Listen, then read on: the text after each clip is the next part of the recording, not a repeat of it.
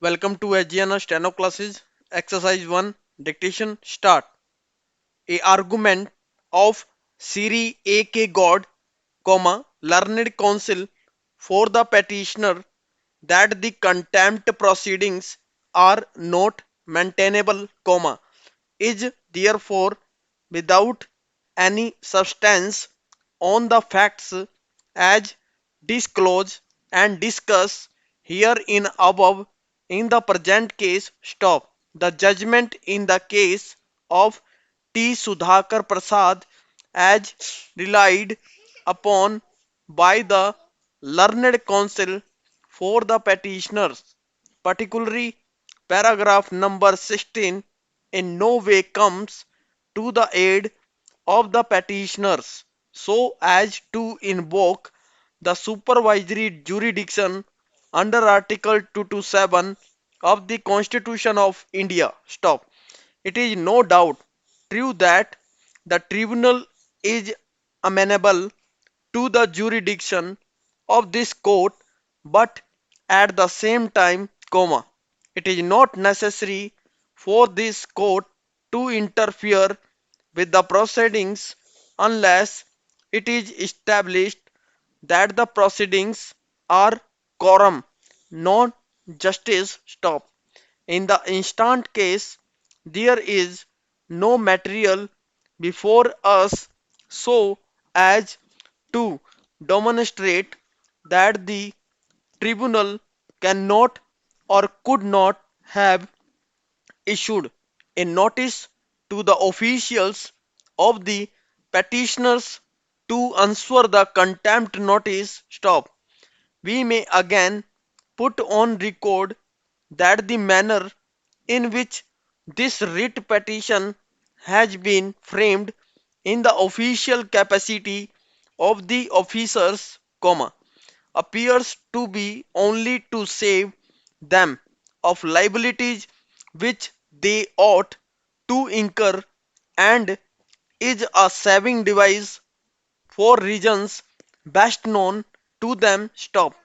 The aggrieved person would be the officials who had been impleaded by name in the contempt application, and not the officers in official capacity.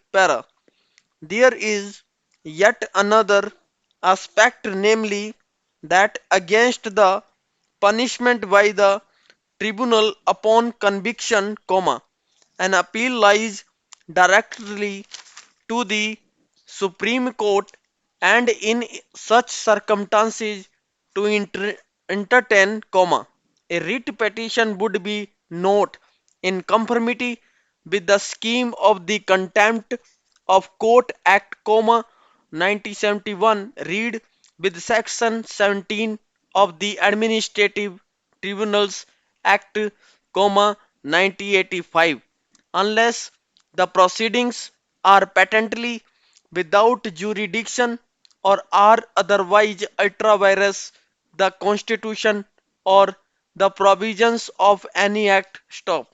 A writ petition may lie against an order of the tribunal refusing to issue notices for contempt as held by the apex court in the case of Sujendra Nath Singh Roy versus State of West Bengal and others, 2015 SCC 4514. Stop. The preliminary objection raised by the respondent number 1 as incorporated in the interim order dated 16th December, 2010 had not been answered in the said order, nor have be been able to find any argument on behalf of the petitioners that may dislodge the preliminary objection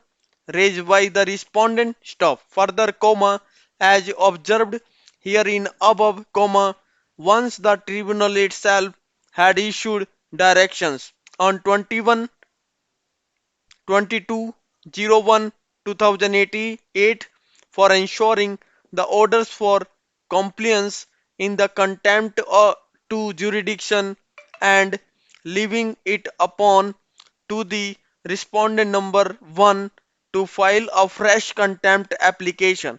In the event of non-compliance, White judgment dated 22 January 2008.